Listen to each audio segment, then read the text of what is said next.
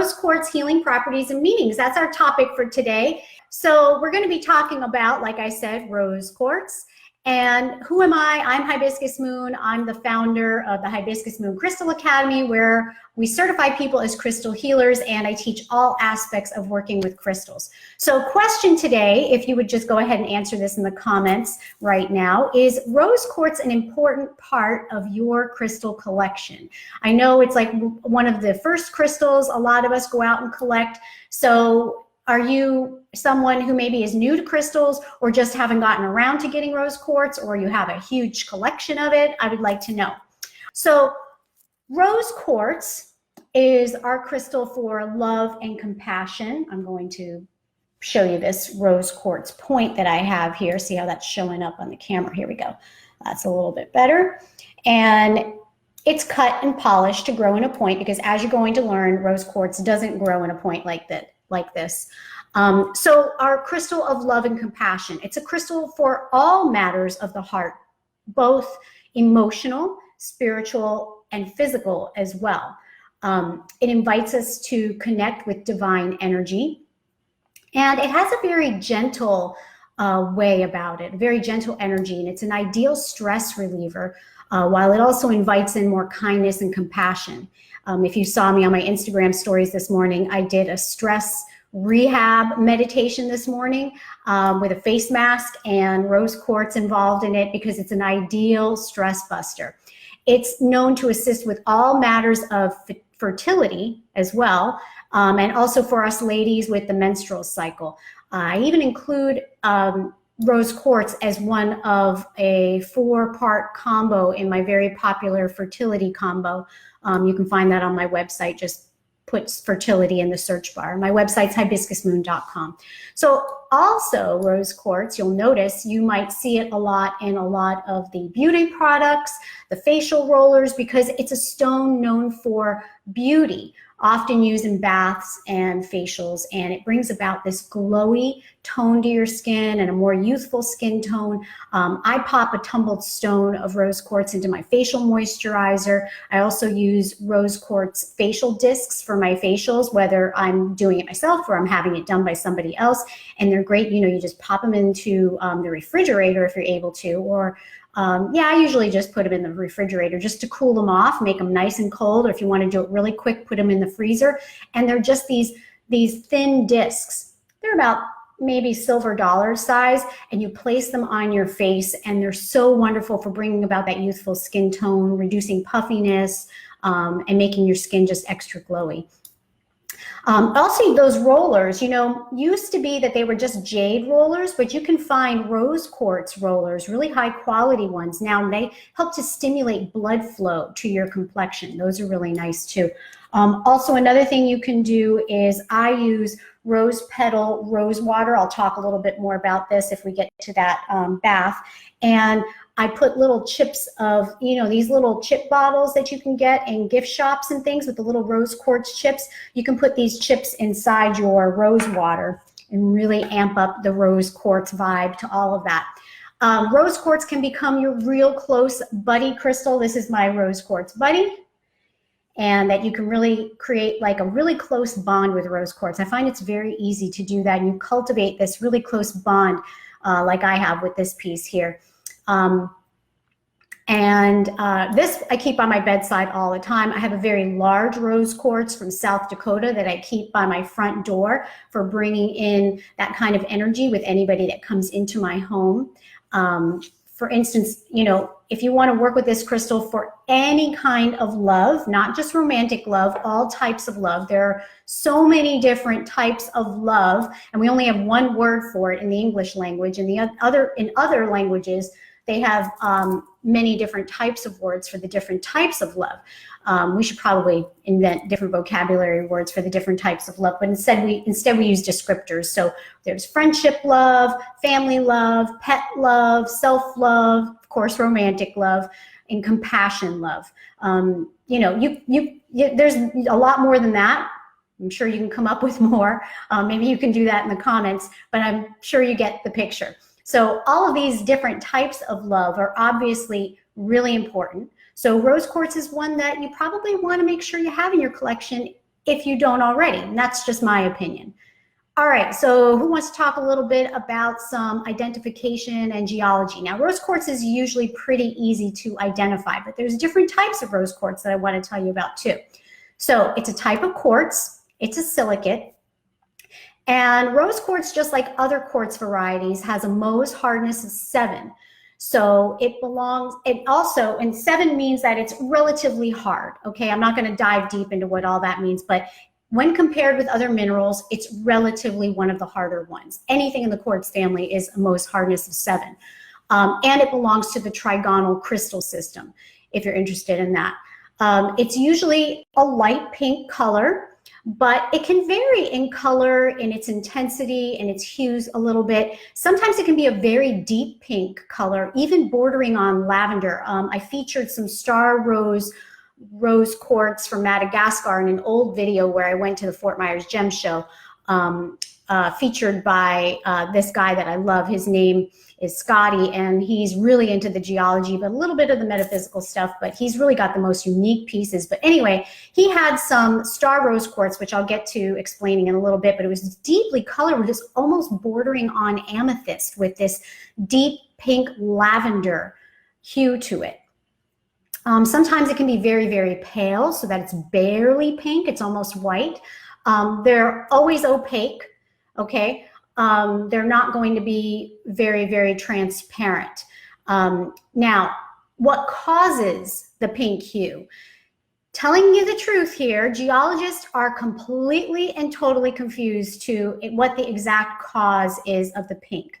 The precise element has yet to be pinpointed, but it's been blamed on trace amounts of all different kinds of elements. It used to be that they said it was manganese, then titanium, iron. A new one is dumortierite. And dumortierite seems to be the most likely culprit, but we don't have a definitive word on that. It's been blamed on phosphate and even aluminum. So who the heck knows?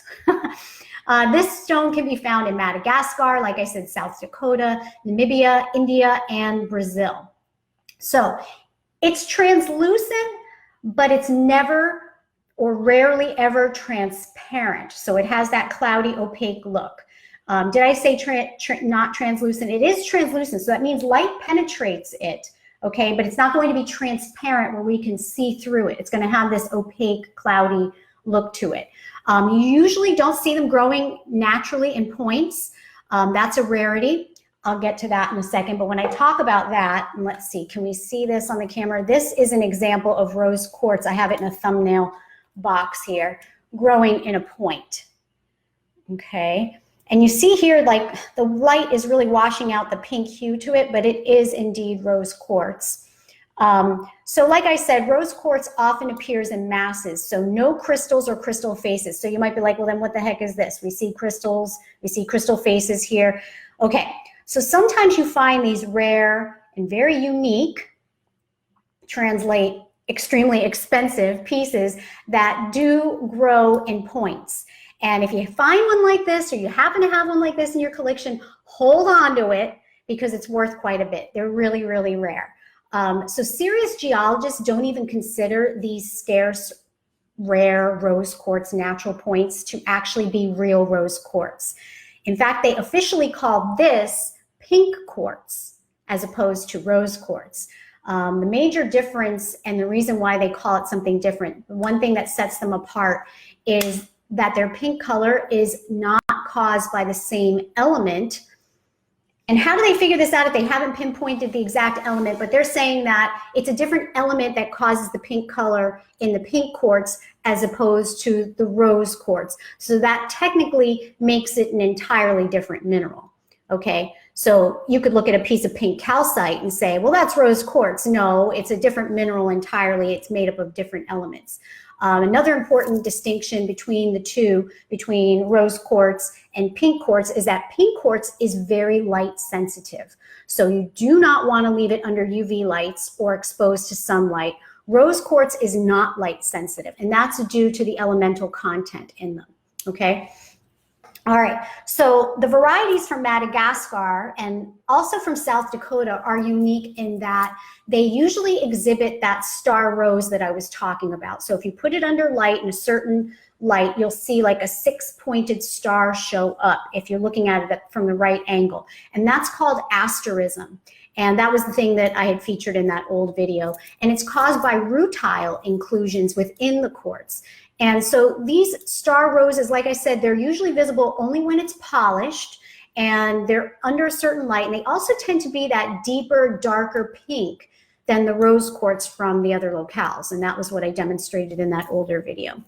Okay, so next I'm going to give you an affirmation to use when working with rose quartz, a little bit of chakra information, and some things to be aware of when it comes to working with rose quartz and things that it might bring up for you. We're also going to do some Q&A at the very end like I usually do. And remember, if we get to 100 shares, so if you click share right now and share this out into your news feed so that others who are interested in it can find out about it. If we get to 100 of those, I want to share with you my rose quartz self-love bath recipe. So how many shares are we up to now? Are we close to 100? Okay, and remember, if you'd like to create a sacred space of your own with my guidance on how to use crystals to do that, I have that free eKit for you. If you're not already subscribed to my newsletter, you're going to be subscribing to my newsletter and you'll get that free eKit as your welcome gift right away. You just go to hibiscusmoongift.com, hibiscusmoongift.com. All right. So let me just take a sip of water. Okay, I meant to put a rose quartz tumbly in there and I totally forgot to do that. You know, I like to get into the vibe of whatever it is we're talking about. All right, so I love the crystal affirmations provided in the Book of Stones. It's one of the things I really like about that book. And I use these affirmations for so many things. Maybe to start off my intention for crystal meditation or to help balance a chakra or even to include in a crystal grid. This one is the one given in the Book of Stones for rose quartz. So you might want to have something handy to jot it down. It's, I open my heart to receive and express the energy of love. Again, I open my heart to receive and express the energy of love. Okay. And of course, I'm sure you could guess the chakra association for rose quartz. Although the chakra is associated with the color green most often, rose quartz is associated with the heart chakra because we can also work with the color pink with the heart chakra. So it works very well with the heart chakra for emotional heart issues, like I said before, spiritual heart issues, as well as physical heart issues. Okay, so the meanings that we often attribute to rose quartz, are they reliable? So a new disclaimer I've needed to give recently, and if you've been following me for a little while, you know I've been talking about this. Things have shifted energy-wise, okay, when we work with our crystals. So the info that I'm giving you here today relies mostly on our common crystal correspondences that we've relied on for hundreds of thousands of years, probably going back to ancient times, or we are going back to ancient times. And these are also correspondences that I've also researched and have worked with and have found to be consistent for myself, my clients, as well as for the thousands of students and graduates of my Certified Crystal Healer course. Now, the known crystal properties ring true for, I found, about 80% of the population. And the same is true for rose quartz. Now, I just did a poll recently, admittedly a non-scientific poll, but a poll nonetheless on YouTube, and just to kind of check in with, you know, the current climate, how are people feeling, and it's still showing up about 80% true for people that the correspondences I gave you today ring true for them. However, recently something's changed, right? For those that don't resonate with rose quartz known correspondences or its known meanings, in the past, they would just be like, no, I really don't feel anything from that. And they'd be kind of indifferent to it, okay? It just doesn't work for me in that way. It's not for matters of the heart, but indifferent, okay?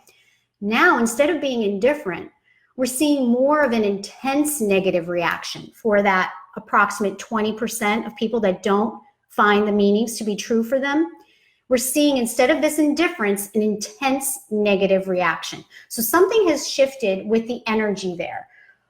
And I feel shifted both with us as beings reacting to the stone, as well as specifically with the crystal itself, especially being a silicate. And I'm not going to go diving into that again because I went into detail on that recently on my blog post called Crystal Meanings, Are They Reliable? So I'm not going to repeat all that information.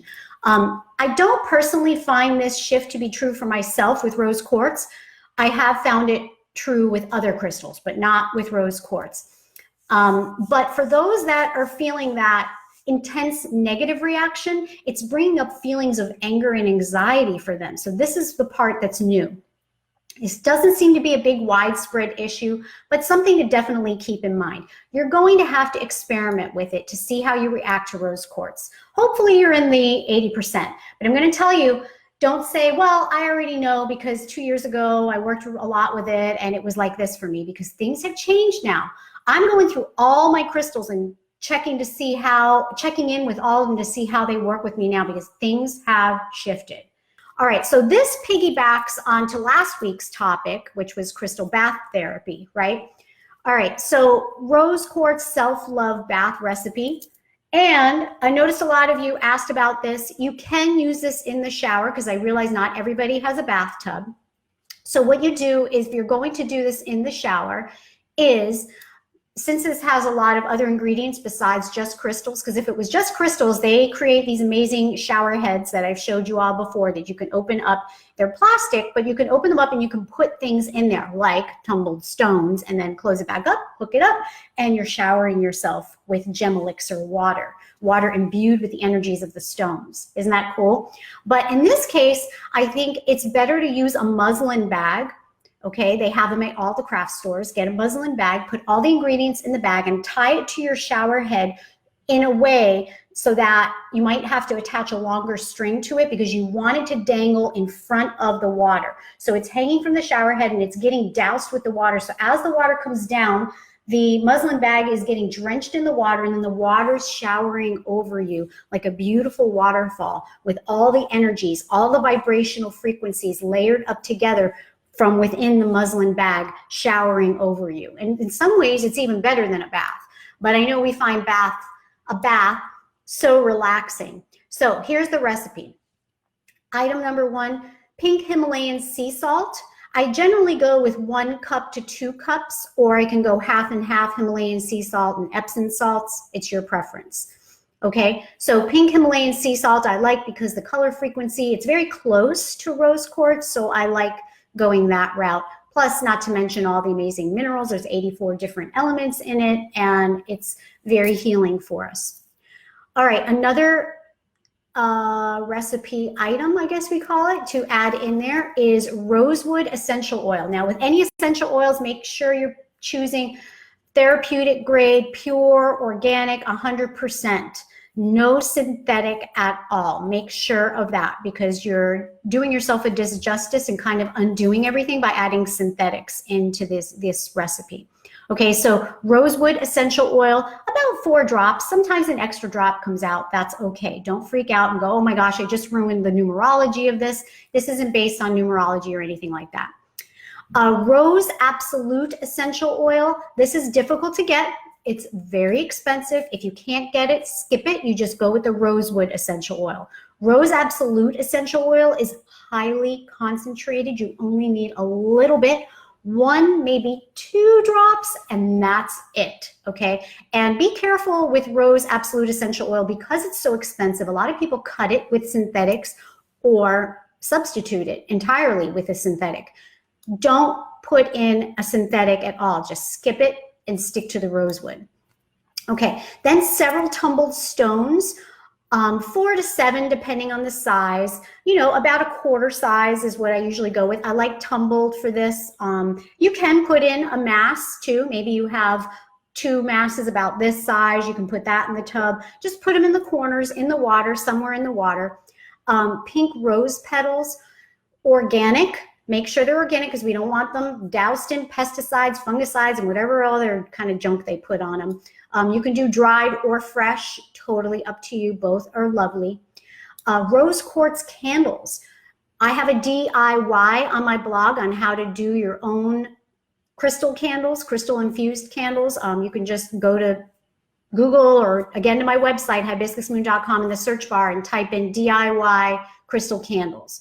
All right. And the crystal candles will have crystals, the rose quartz crystals, maybe some rose petal herbs, and some rose essential oil or rosewood essential oil. Make sure they're not putting any synthetics in there at all. I know a lot of times it makes it easier to run a candle company, to cut corners and, you know, do things a little bit cheaper, and, you know, because a lot of people don't want to buy a candle that's so expensive. That's why I kind of like DIYs on that, because it makes it easier for you to approach it at an angle and do it in a way that is going to be vibrationally beneficial to you. Okay, and then the last ingredient would be the rose petal rose water. Okay, this is from Heritage Store, and I really like it because, here, let me just, yeah, this is vortexed and magnified. All right, so Vormag water, water that has been vortexed, so spiraled, okay, that's a very powerful thing, and magnetized to raise the energy to a higher vibration that we believe to be more beneficial. And Rosa Damascena, it's a specific type of hydroessential rose flower oil, and it just smells amazing. Ugh. And put some rose quartz chips. I use this as a face toner as well. So just put a few squirts in the bath, or use it on a cotton swab as a facial toner after the bath.